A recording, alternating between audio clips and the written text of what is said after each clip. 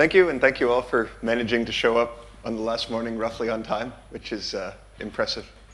So what I want to talk about is a picture of the fractional quantum Hall effect that is sort of complementary to what you've already heard, because I think it's a very neat example of a topological field theory. So if this were a math class, we would start with some axioms of what a topological quantum field theory is, and it would be very dry.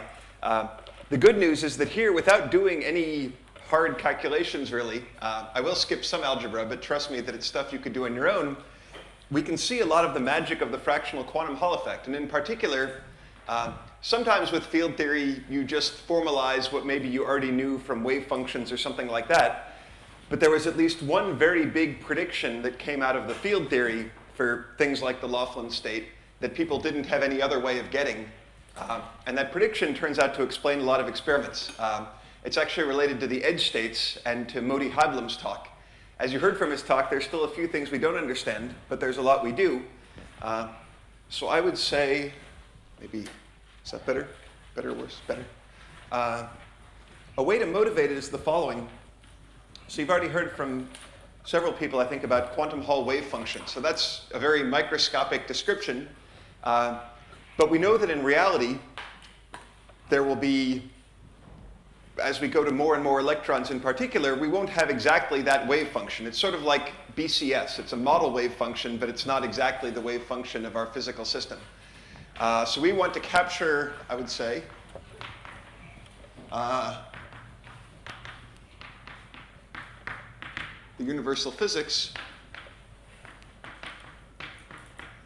And I'm going to focus on the 1 over m states, and in particular, m equal to 1 and 3, which are the integer Hall effect and the simplest Laughlin state at 1/3, in the same way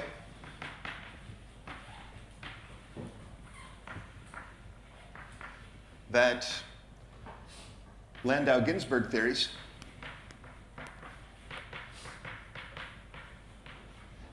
capture symmetry breaking states.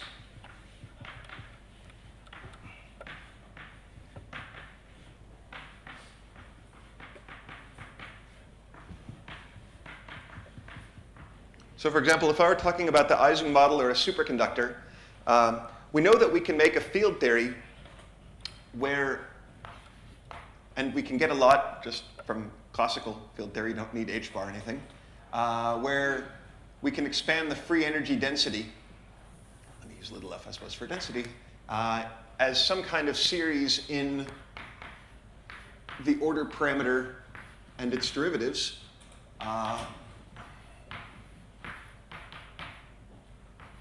So for example, what I mean by this, if you haven't seen it, which is unlikely, in the Ising model, the magnetization density is a measure of the order. It's an order parameter.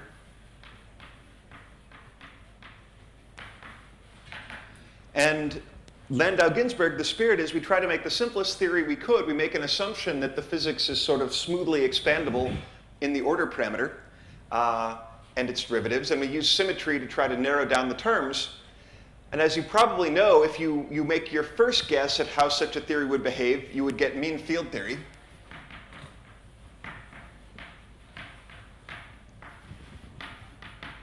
But if you do better, if you include fluctuations like people such as Wilson, Kadanoff, and Fisher did, then you actually get critical exponents. So it was really the field theory of Landau-Ginzburg theories made some amazing predictions about universality of critical exponents, which were actually in about my first slide on the first lecture, and those work.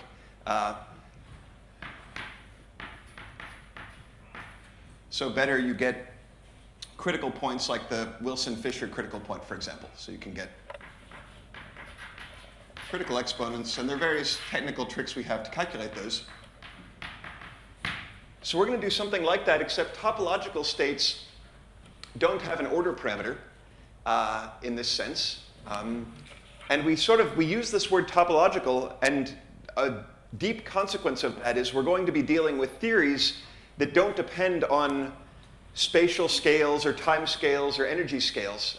They are topological, and it turns out that there is a way to do that, and in fact there's almost the simplest theory you can make of a gauge field turns out to be the right one for the quantum Hall effect.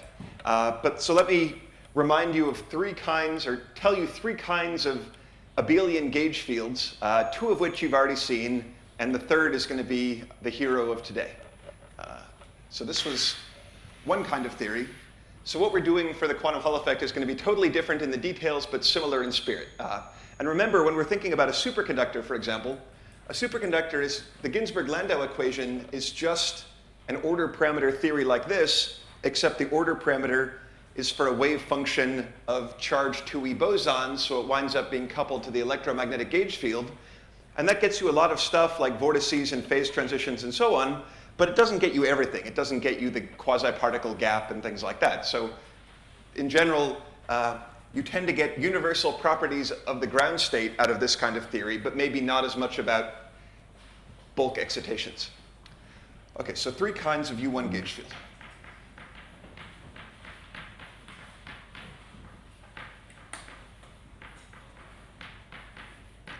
So when I write capital A, I'll drop the EM eventually, but that's the electromagnetic vector potential.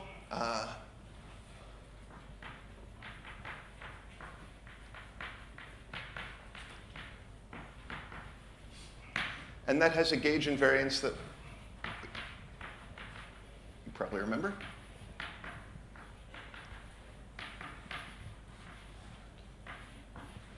I'm going to be a bit quick about these because we're going to focus on a new kind of 2+1 dimensional gauge field. One comment I'll make for why I stress this is a different gauge field from the one we talk about. It turns out the same term that we focus on for our gauge field also comes up for this gauge field, and it even appeared once briefly when I spoke earlier. It turns out that a quantum Hall state, so this is a remark that we'll come back to later, but so we'll start it now. If I've got our real three-dimensional world and I add one quantum Hall two-dimensional layer in it, I could ask, how are the electromagnetic fields modified? Well, we know that what that layer does, for example, is if I apply an electric field in that layer, I get a current perpendicular to it. So I ought to be able to write that as some extra term in the electromagnetic theory. So if you like, I'm integrating out the electrons and just looking at their effect on the electromagnetic fields. And what that gives you is a term that looks like it's proportional to E ijk partial I, sorry, AI partial J AK. When I write I, J, and K instead of alpha, beta, gamma, that means I'm thinking about a two-dimensional system. So I, J, and K only run 0, 1, 2, while alpha, beta, gamma, delta run 0, 1, 2, 3. So this is the famous Chern-Simons term. So I would call this a Chern-Simons term that gets added to Maxwell theory. But what we're going to study today is Chern-Simons theory, where something like this is the only term, but the field that appears is different. So what we should show later on is that indeed, if I add this term, and if you want a little exercise that you can do in the next 20 or 30 minutes before I get to it, if you're bored with what I'm telling you, you could take this term and think about what is the current generated by this term, and does it really describe current generated by electric field and something else as well. Anyway, so that's type 1 of gauge field. Type 2 is the kind we've already heard a lot about, which is the Berry phase gauge field.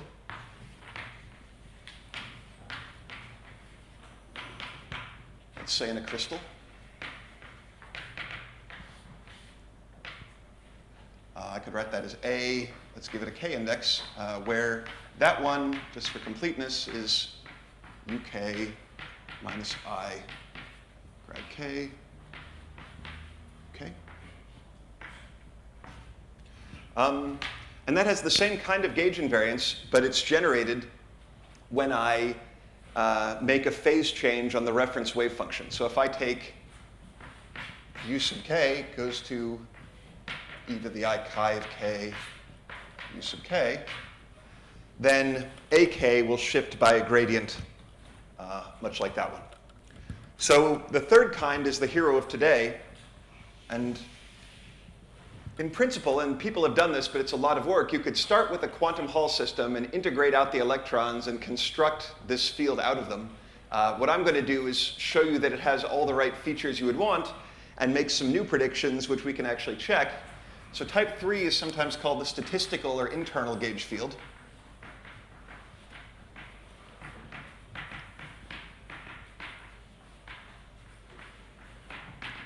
And that's going to be little a.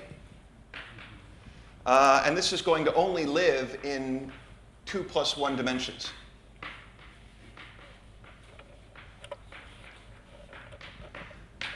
So that object, what we're saying is that to describe a state like the fractional quantum Hall effect, we can't use an order parameter. But in a sense, the things that an order parameter captures, which are like the important universal aspects, are actually going to be captured in a simple theory of this U1 gauge field. So it's just some simplified description of what the electrons are doing.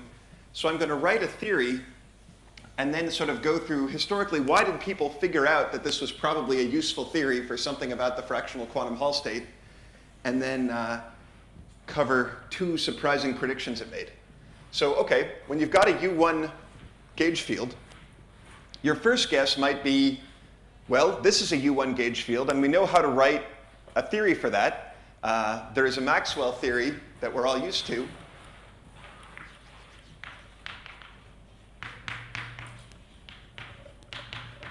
In 3 + 1 for electromagnetic A. But if we're in 2 + 1, there's another option. There's another simple gauge term. So this is like F mu nu in fancy language. But this is what gives us Maxwell's equations when we couple it to a current. And if you like, the name of the game for the first part of today is going to be to remember where Maxwell's equations come from, but have an even simpler term to start with for the gauge field than that. And here, let me get my numbers right.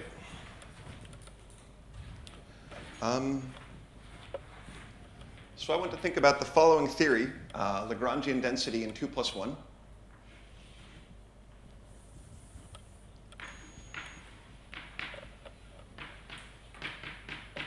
To be precise, this kind of term exists in odd space-time dimension. 2 + 1 is 3, which is odd. And that is a clue because, for example, you might have heard the quantum Hall effect in that tenfold way table exists in 2 and 4 dimensions. Okay, so I'm going to write this with one free parameter for now and sort out. So gamma for now is going to be a number that we're going to have to figure out what it means.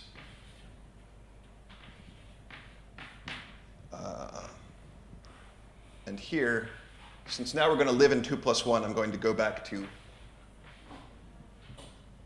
that kind of index. So here, this is the fully antisymmetric tensor. This is my Chern-Simons term. So it's different from the Maxwell term in several crucial ways. This only has 1 derivative, while this has 2. This is almost gauge invariant. This is completely gauge invariant. So we're going to need to come back and figure out if that incomplete gauge invariance is a good thing or a bad thing. And this also, another difference, this, so let me postpone the question of when is this gauge invariant.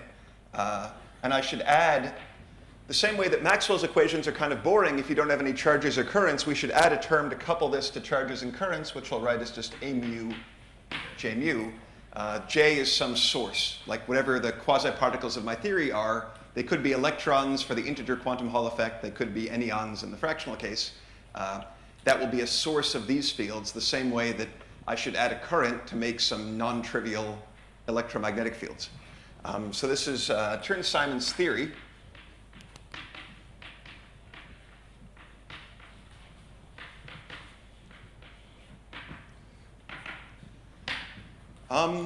And it only can exist in a parity, inversion, and time reversal breaking system in odd space-time dimension. So another consequence of only having 1 dimension is that it breaks P and T.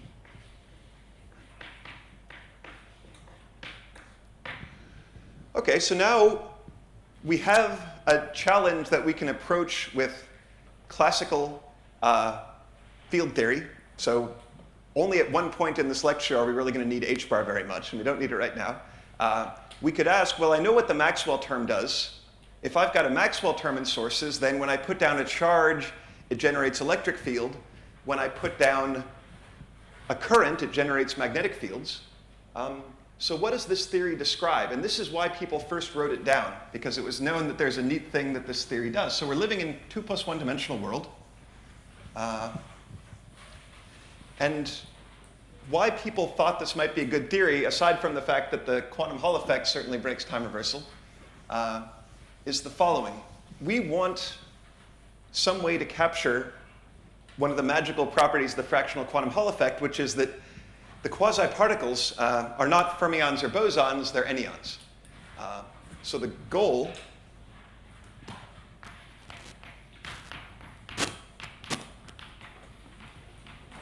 and about 3 people had the same, 3 groups had the same idea of this theory at the same time in the mid-'80s.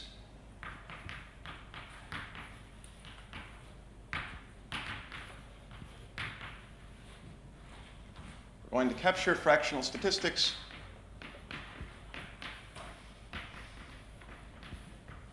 by so-called flux attachment.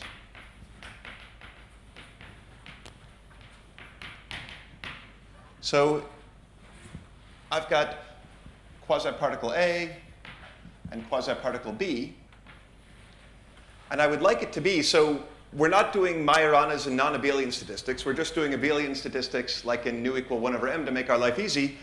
But we would like it to be that when we move one particle around another, say, we get something other than what we get for fermions or bosons. We get some other possible phase. So how can we make that happen if we want to work with, if you like, particles that are themselves simple but have statistics generated by coupling to a field? It's going to turn out that that's what this does, and it does it in a very simple way. Because if I take this theory, and the same way that you get Maxwell's equations out of the equations of motion for this theory, in other words, you vary L with respect to A and with respect to the derivative of A, then the equation of motion of that theory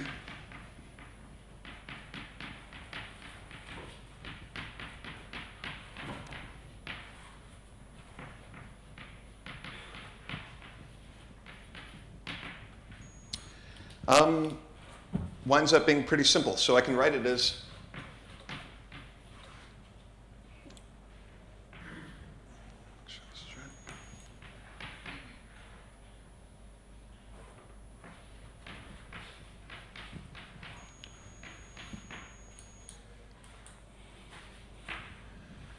and now let me make one quick point about upper and lower indices.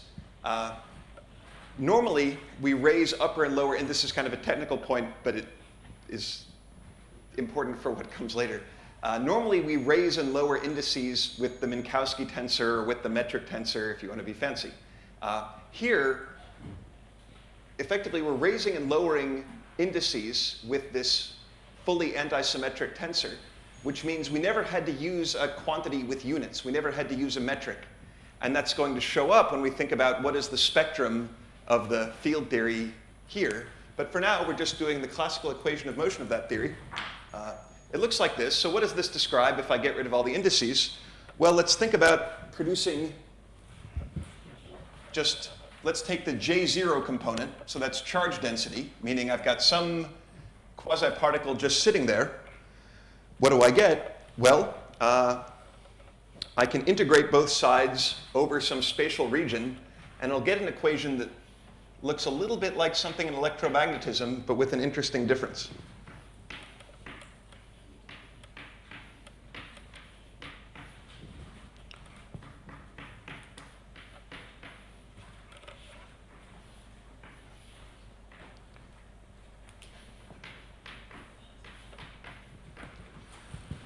All right, sorry if I overlapped equations a bit. So the point is, all right, we're living in 2 + 1 dimensions now.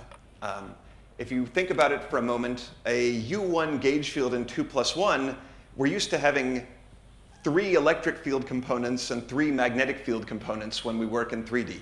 And 2 plus 1, we've got electric fields in the plane.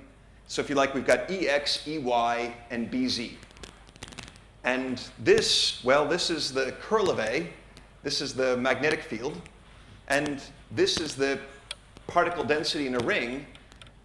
So what this equation tells us is that we're attaching z-directed magnetic field, normal to the plane, to the density of particles. So this is a big difference from Maxwell. Maxwell, if we put a charge there, it creates electric field lines going out.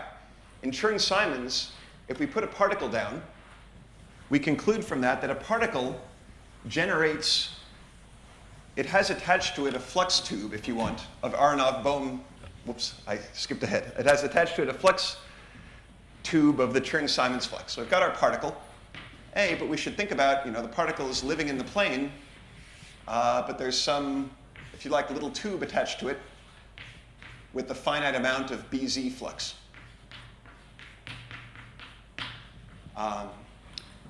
And people were thinking about this.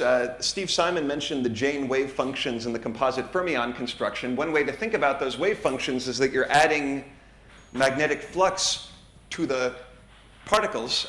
You're making a composite fermion out of 1 electron plus 2 flux quanta, for example, to make the 1/3 state.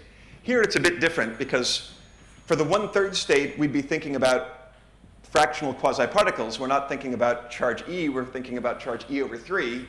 So it's different in the details from the Jane construction, but the idea is a bit similar, that you can modify the statistics of something by attaching a bunch of flux to it. Because now, what happens if I take B? So particle B, let's assume A and B are identical. Particle B also has this solenoid attached to it. But if I move one of these particles around another, each one sees an Aronoff-Bohm effect from moving around the flux tube attached to the other one. So the original point of Chern-Simons was this is a way to make whatever statistics you want, at least to start with, because instead of thinking of your particles as fundamentally having statistics, you're thinking of them as fundamentally having a charge for this kind of gauge field. That charge of gauge field gives you a flux tube, and particle statistics comes from their flux tubes rather than from being a fundamental property. So Chern-Simons lets us, if you like, we can create statistics. And the magnitude of the flux tube that I create is given by gamma.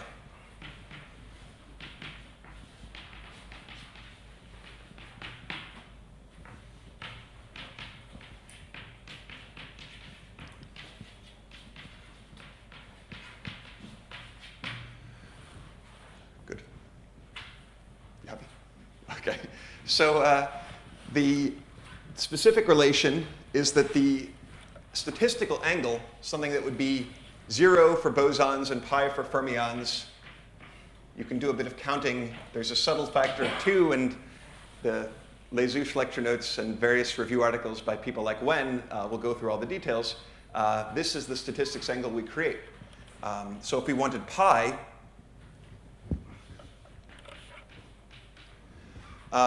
then we should take gamma to be 1 over 8 pi.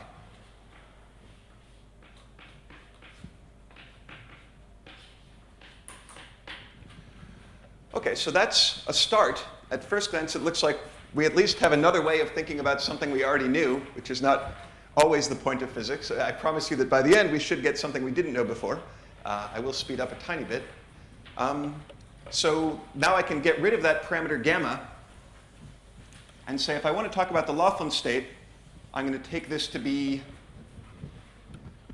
so this was 2 gamma before. I'm now going to take it to be k over 4 pi.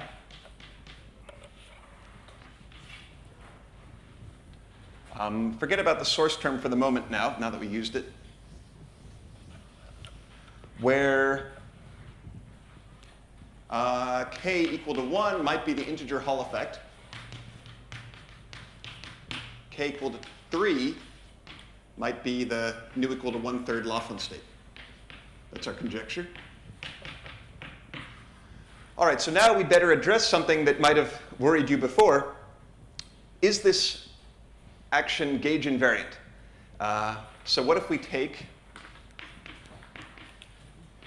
A mu goes to A mu plus d mu chi. That's our gauge transformation. What happens to this object? So I've got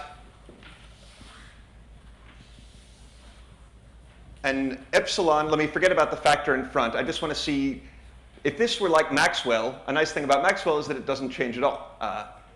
What about here? So I've got a mu. The new terms I generate, one of them will be, I won't write all the indices on epsilon, epsilon a mu partial nu partial mu chi.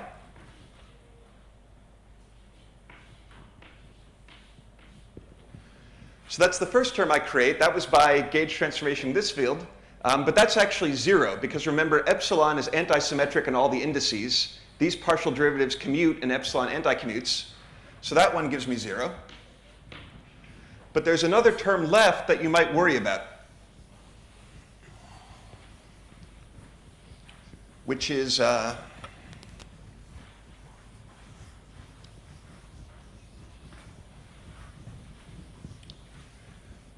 other term. So if I think about, what about if I've got, sorry, that should be d gamma. If I have d, so epsilon d mu chi d nu a lambda, well, that is still a little bit of a problem. I can write it in a slightly different way. I'm going to say that this is equal to epsilon d mu of chi d nu a lambda, because the difference between these is the term where this derivative acts on the second part, and that's again 0, because anytime I've got two partials with indices that are also in there, that's going to be 0. So these are the same. And what this means, the way we express it, is that the Chern-Simons theory is gauge invariant up to a boundary term, because this is a total derivative. And that sounds like a problem. I'm going to try to convince you it's a good thing. And the person who really realized it was a good thing and turned it into a tool was Xiaogang Wen. So Chern-Simons is gauge invariant up to a boundary. So, okay, if we want a well-defined theory, it should be gauge invariant. So let's start with the easy case. Let's suppose we don't have a boundary. Suppose our quantum Hall system lives on a sphere or a torus or something. So suppose our space-time is some manifold for space times r for time, and m doesn't have a boundary.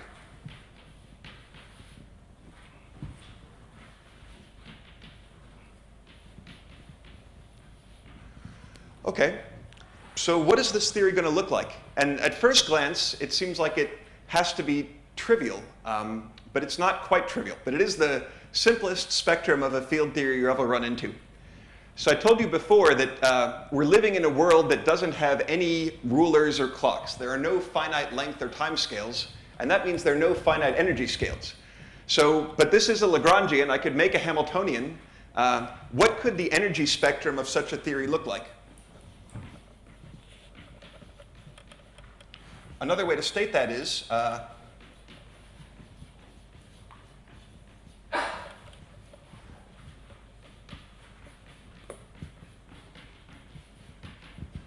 the energy spectrum, whatever it is, has to be invariant under multiplication by any finite constant. So I'll try to channel Alex here. So what numbers are invariant under multiplication by any finite positive constant? Give me one example. What's a number? 0. That's good. You could argue that infinity is another case, but an infinite energy state is not maybe part of the physical spectrum. Good, so 0. So that means our spectrum is not very complicated in a way. It's got some states at 0. How many? Well, it would be boring if there's just one state at 0, and then that's the entire spectrum, and that is actually what happens on the sphere. But the magic happens when we change the manifold. And it's hard to do this experimentally, but theoretically and mathematically, this turns out to be a powerful tool. I'll make a comment on that in a second. So let me tell you a fun calculation you can do, which is the one quantum calculation that maybe I'm not going to do. You would need a tiny bit of quantum field theory, but really not very much. You just need to know how to make a lot of gauge transformations. So here, suppose we took this theory, and at first glance, this is a little hard. This is a 2 plus 1 dimensional gauge theory. But the first thing, when you have a gauge theory, a lot of the apparent degrees of freedom are not really physical differences. They're just gauge differences. So you should start with the 2 plus 1D theory.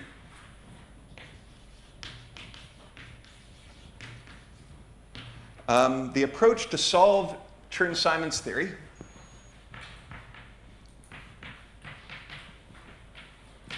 and this is easiest, maybe only practical to do it explicitly on the torus.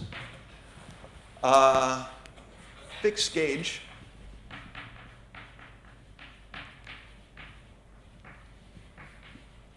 it turns out that there are very few physical degrees of freedom in this theory. We go from 2 plus 1, which is a hard problem in quantum field theory. The degrees of freedom get all the way reduced down to a 0 plus 1 dimensional problem, which is quantum mechanics. If you like, a 0 plus 1 dimensional path integral is just ordinary non-relativistic quantum mechanics. And what problem is it in quantum mechanics that you wind up solving? It turns out, and this is the fun calculation that would take me too long, but if you like this kind of thing, I encourage you to look it up. The calculation that you get is actually the lowest Landau level, in other words, a particle in a magnetic field with k flux quanta on the torus.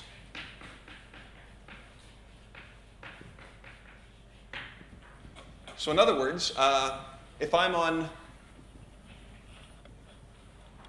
the torus, and now if we set k equal to 3,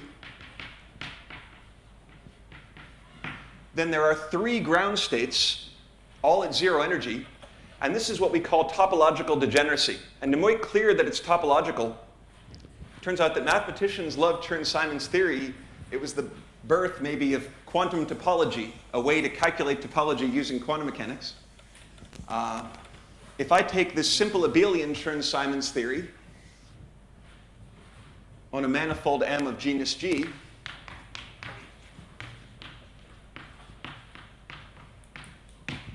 then the ground state degeneracy, or GSD, is just k to the power g. So ground state degeneracy is a common property of topological phases. If you take it in the real world, like for example in numerics, you'll find that there's a small splitting of the degeneracy in a finite system, but as you make the system bigger and bigger, it goes into this topological limit, and the states rapidly become degenerate. They usually become exponentially degenerate in system size divided by some length scale of the system. So a comment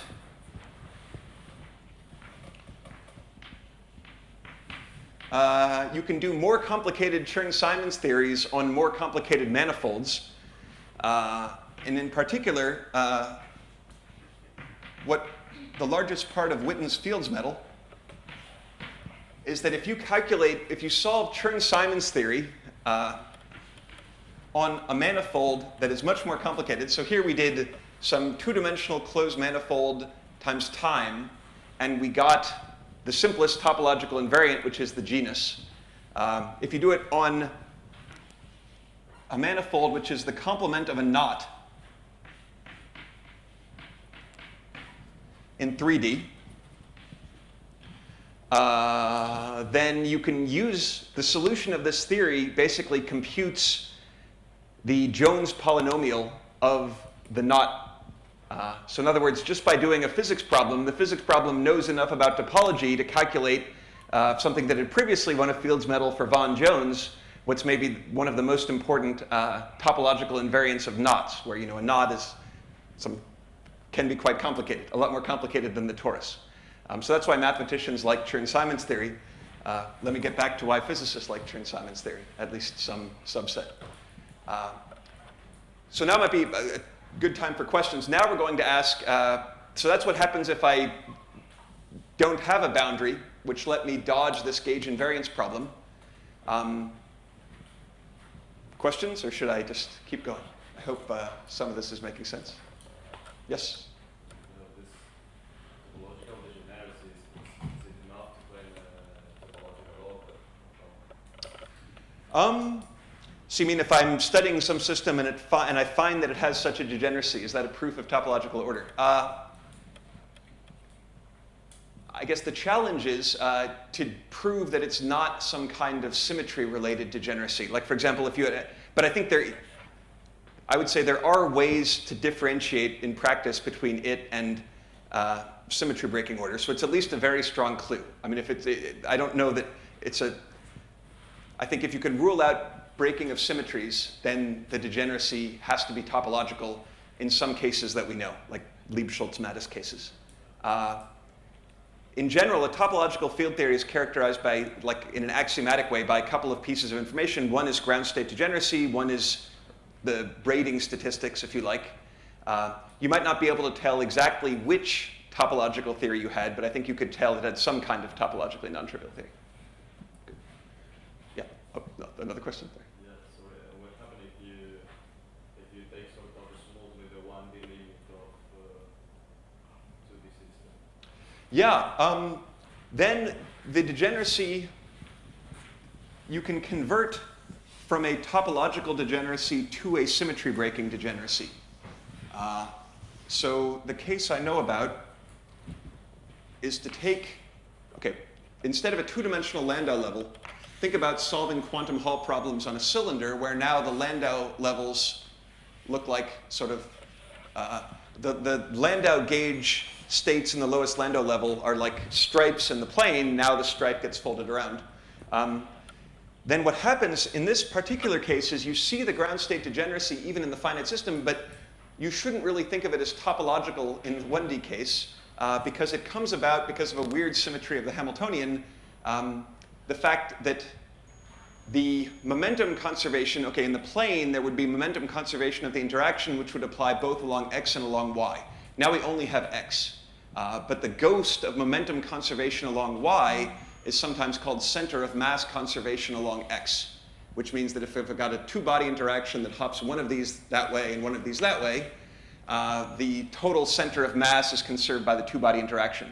The consequence of that is that you have a quantum number, which is the location of the center of mass, and that gives you threefold degeneracies and so on. So I guess the way I look at it is that on any finite cylinder, this is actually, there is a symmetry that protects it.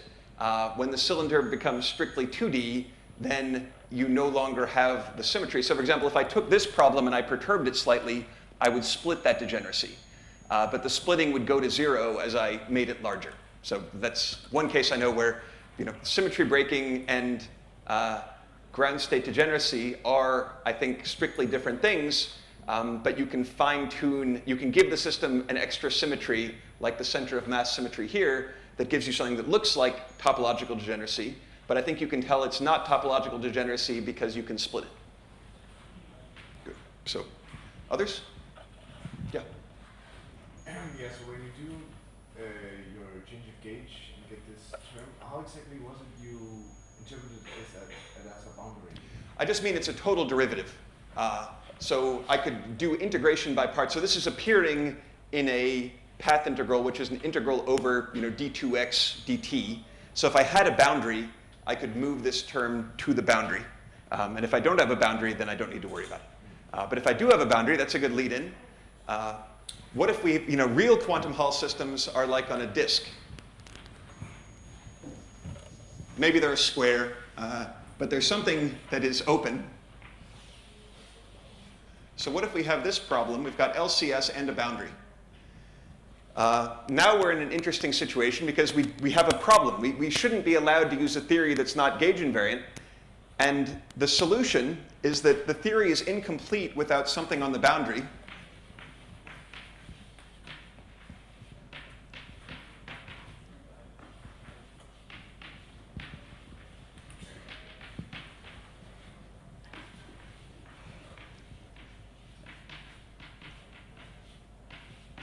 So we need to add something at the boundary to make the whole theory gauge invariant.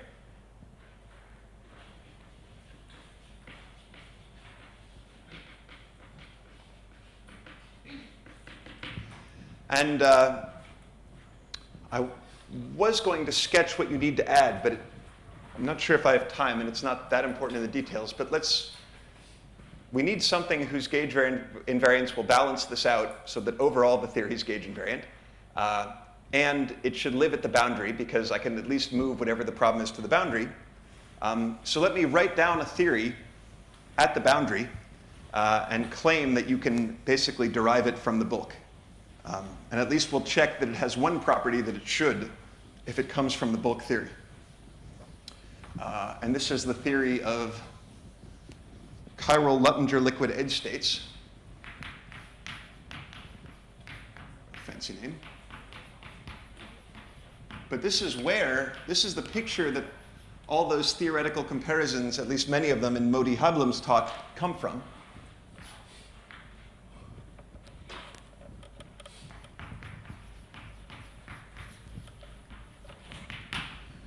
Okay, well, my bulk theory was, because I still have to do one or two more things with the bulk theory to convince you it makes sense. Integral d2x dt.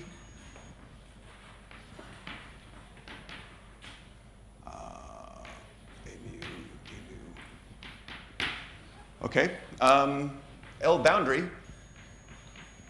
And the magic is going to be a fairly simple fact, which is that if the bulk has a factor of k in front, then to fix that at the boundary, I'm probably going to need something that depends on k, because the degree of gauge failure was just linear in k. And the answer is this theory. So there's only one x, because now this theory is localized at the boundary.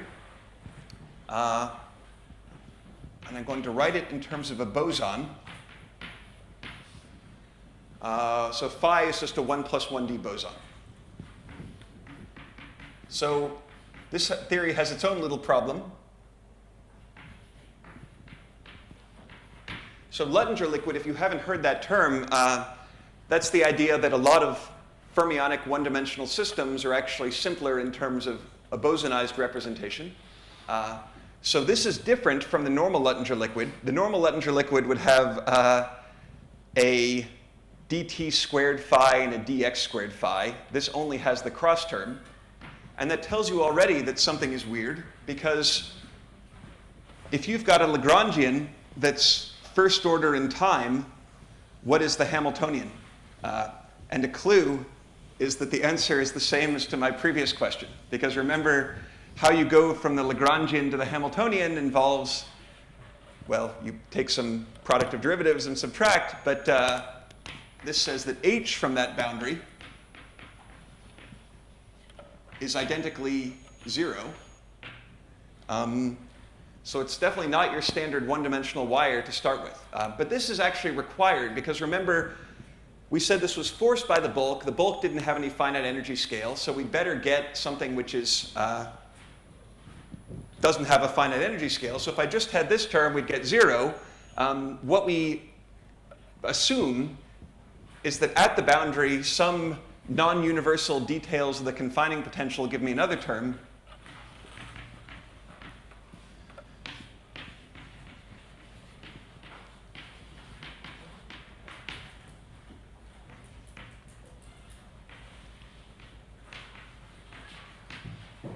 It gets turned into what I'll call the chiral Luttinger liquid, again, k over 4 pi, integral dx t, and now dt phi minus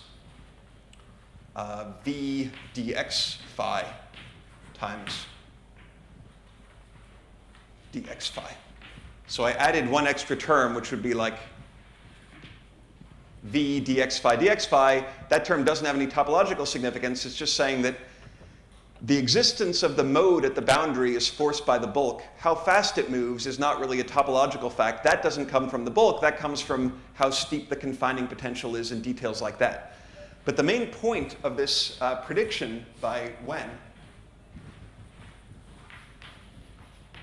is that the edge is forced to be what it is by the bulk topological order, by the fact that the bulk wasn't completely gauge invariant, so something had to be at the edge to fix it. And now comes I promised that there would be an experimental prediction at the end.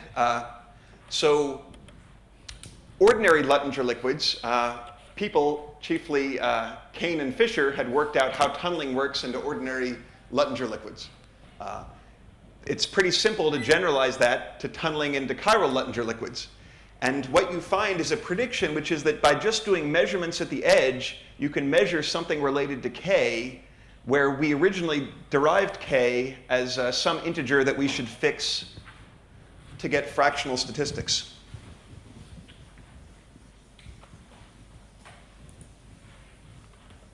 So what I mean is, let's start with the easy case. So nu equal to 1, FQHE, K is equal to 1. And for K equal to 1, and here there's one little detail that is subtle that I'm not telling you, but I'll warn you. You need to be a little bit precise when you think about this boundary theory about whether phi is a compact boson or non-compact boson, because you need to define the boson radius, if you like, so that K is uniquely fixed. So I've been trying to ignore quantum field theory details, but you should be careful that phi is technically a compact boson rather than a non-compact boson. Anyway, so K equal to 1. It turns out that the chiral Luttinger liquid is basically half of a normal free electron wire, in this case. It's not too different anyway. And if you tunnel into the edge,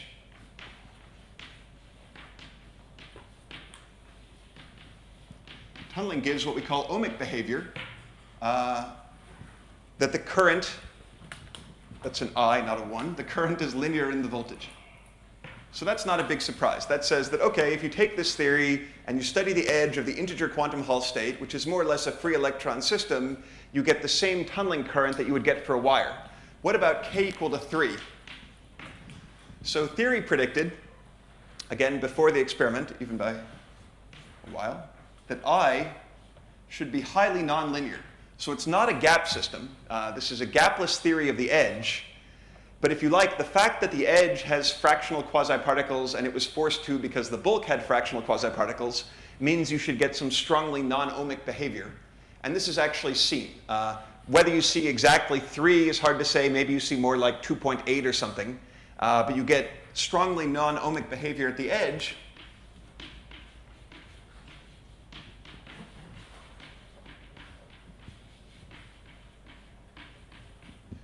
And that is, at least qualitatively, what's seen experimentally. So as Moti was saying, there are details that maybe we need some extra bit added to this edge theory, but at least some basic tests it passes very well.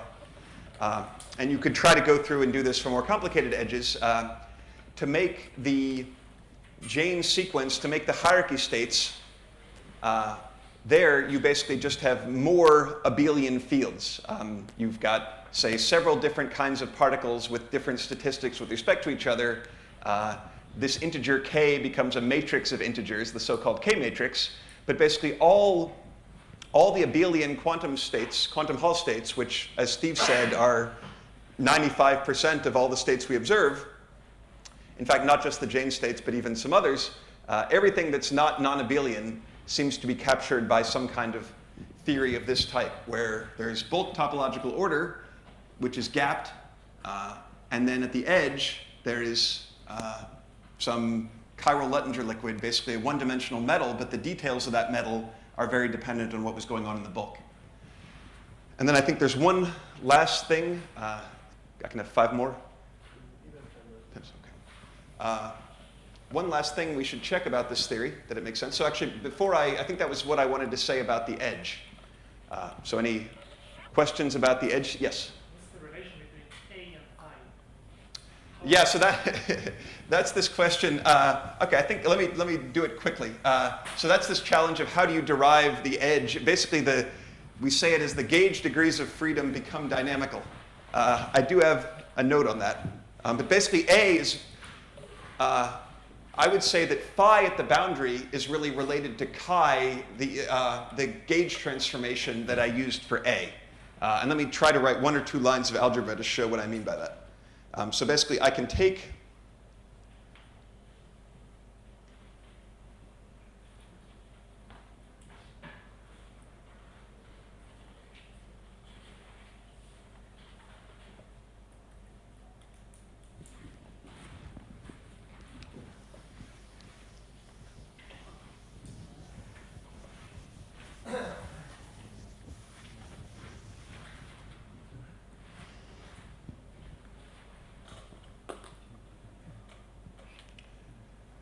okay, so I'm going to fix a gauge. I use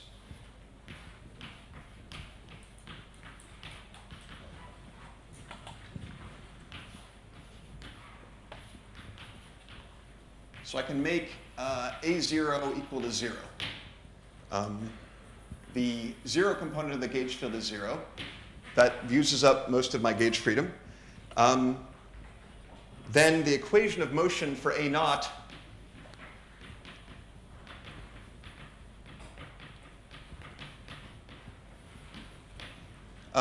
gives me a constraint that epsilon ij di aj is 0, and that means that ai is the gradient of something. In other words, so I can use gauge invariance so that basically A0 drops out. I told you this theory had a lot of gauge invariance, and that the spatial components of A become the curl of something. Are curl-free.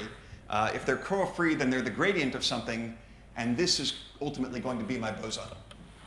So let me add 1 line of how that works. My S bulk can be transformed to minus k over 4 pi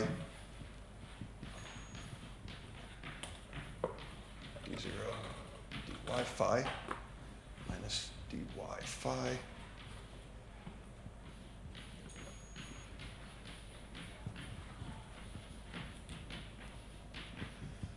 So it requires a bit of thinking about why that is not assuming, whether it's assuming an appropriate amount of gauge invariance and that those things are consistent. But if you can trust me on that, then I can replace my bulk action in terms of this phi field, and I get some terms with 3 derivatives. But this is actually the curl of something. Think about this as the curl of a vector.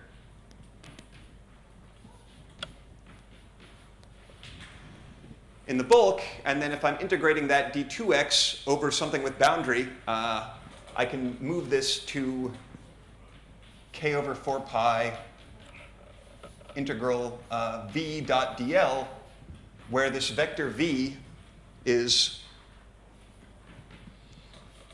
phi d0 dx phi, phi d0 dy phi. And to get from that to what I wrote down, I just assumed that the boundary ran along x, and then did an integration by parts to move one of these derivatives over there. So that's what I can say, I think. Okay, quickly, the last step may be a little bit anticlimactic. I want to go back and ask an important question about whether this is a good theory of the quantum Hall effect, which is, does it actually have a quantum Hall effect? Can I derive that sigma xy is what it should be? And the way that works, I'll just take a minute and then maybe close with some remarks. We've got, schematically, k over 4 pi integral d2x dt, epsilon a partial a. Now I want to couple this to electromagnetism. So I'm going to assume that my, so this is my original Chern-Simons term. I can add a term and work out what the coefficient is, which is like E electromagnetic A d little a, which is sometimes called mixed.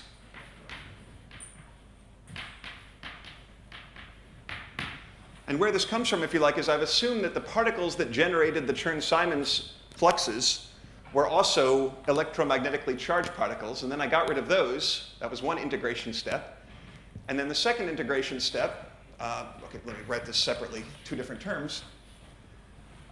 So now, even if it's complicated because these are gauge fields, this looks sort of like completing the square. When I do an integral, I wind up, if I want to integrate out little a and get a theory for big A, what I wind up with is basically A partial A with an epsilon in front, except that now K is in the denominator. So I derive electromagnetic Chern-Simons, but the coefficient goes like 1 over K instead of like K. In other words, if I tried to get rid of my statistical gauge field and just ask what was its effect on electromagnetism,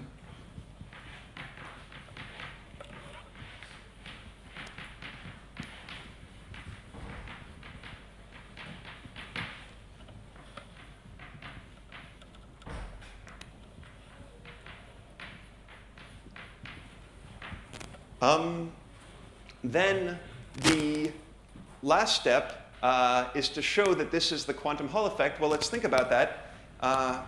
If I were to take, say, the variation of this, I'll get two effects out of varying this with respect to either the zero component of A or the spatial components of A. I get two predictions. And now I've been setting h bar equal to 1 and e equal to 1.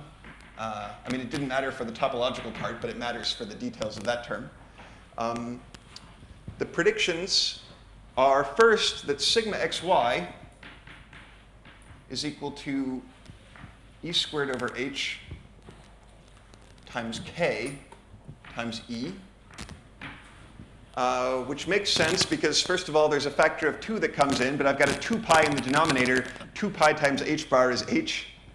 Factor of 2 comes in because the variation could either be on this A or that A. This is one effect. The 1 over k is because the strength of that was 1 over k. So that's good because it says k equal to 3 in the Chern-Simons theory gives me a 1/3 quantum Hall effect. The second effect, there's one effect that maybe you don't hear about as much, but it goes along with this from gauge invariance, which is what if I apply a magnetic field? So this was, sorry, I didn't write this. I should say, let me write it as Jx would be that times Ey, say. The other effect is that I make a small variation in the density, which goes like e squared over hk times bz. In other words, in a quantum Hall system, if you add a little bit of extra magnetic field perpendicular to the quantum Hall layer, you create a little bit more charge. The coefficient is such that if you added a flux quantum and the integer quantum Hall effect, you'd create one more charge. So anyway, that's this is a 2-dimensional charge density. That's what the second response of the quantum Hall effect is, but these are both sort of related to each other by gauge invariance. So that's the fractional quantum Hall effect if you want to do a continuum field theory. In general, it seems like this case is a little special, and many topological states we don't have such an elegant description of. So that's maybe work for the future. That's especially true in 3+1 dimensions. When we think about something like a Z2 spin liquid, so we haven't talked as much about spin liquids in this school, that's another kind of topological state, then those usually have lattice gauge theories rather than continuum gauge theories as kind of their logical description. But yeah, so what I like about this theory is it's not just mathematical playing around. It certainly leads to some nice mathematics, but I would say what was a large part of the Buckley Prize that Wen shared with Kitaev was actually using some of these fancy mathematical concepts and just the idea that there should be fractional statistics in the bulk, you can make a rather remarkable prediction about the edge that turns out to be true. So sometimes even complicated formal mathematical theory is useful to understand experiment. On that note, thank you for your attention.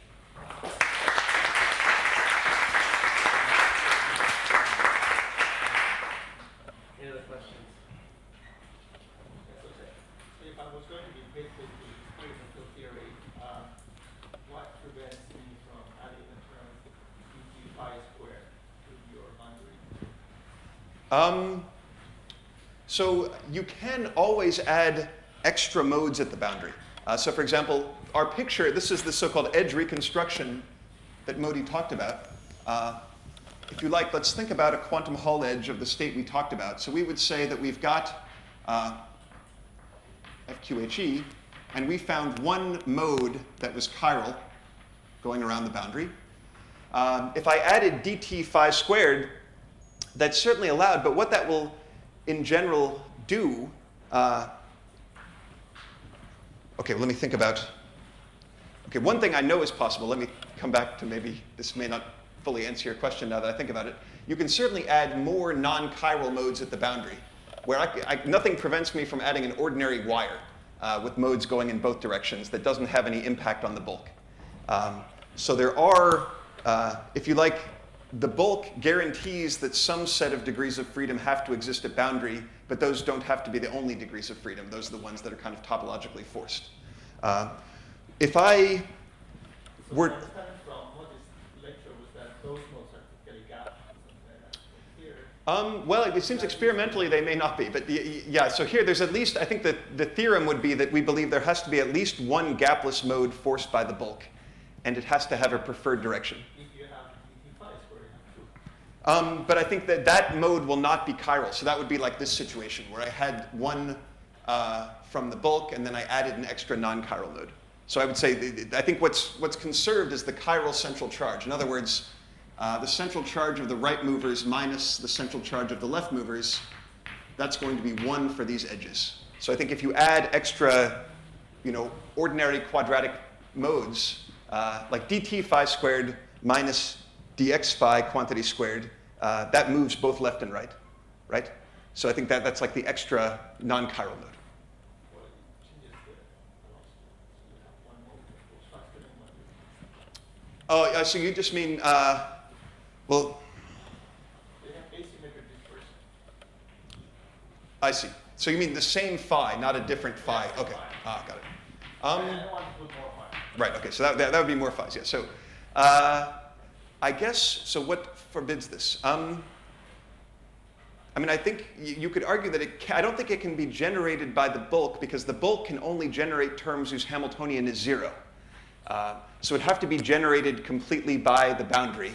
And I guess I don't see, So if I added, for instance, the f squared to the Chern-Simons, which in principle would give me gap Maxwell theory, because I'm Hamiltonian, that's right. then I would have that. That's right, but at least there I know the answer in bulk, which is that the Chern-Simons, the Maxwell term is irrelevant by scaling compared to the Chern-Simons term as the sample gets bigger, so it kind of vanishes in the topological. This one is marginal.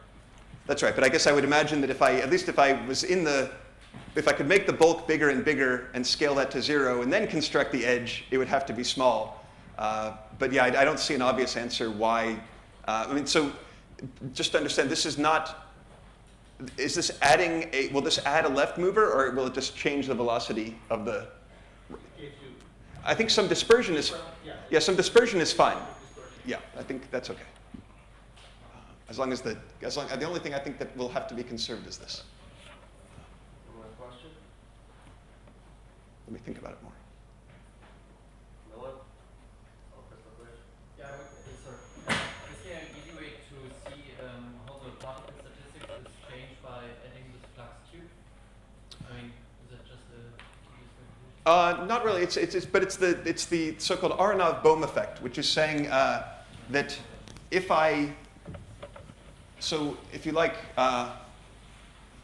once I've created that magnetic field, yeah, exactly. So the key, I did the part which is, I think, tricky, which is realizing that a charge doesn't create electric fields, it creates a flux tube. But then the response of the other charge is the same as it is in Maxwell theory. So in Maxwell theory, when I loop around a flux tube, like in quantum mechanics, the Aronoff-Bohm effect gives me a phase shift. And that's true here as well.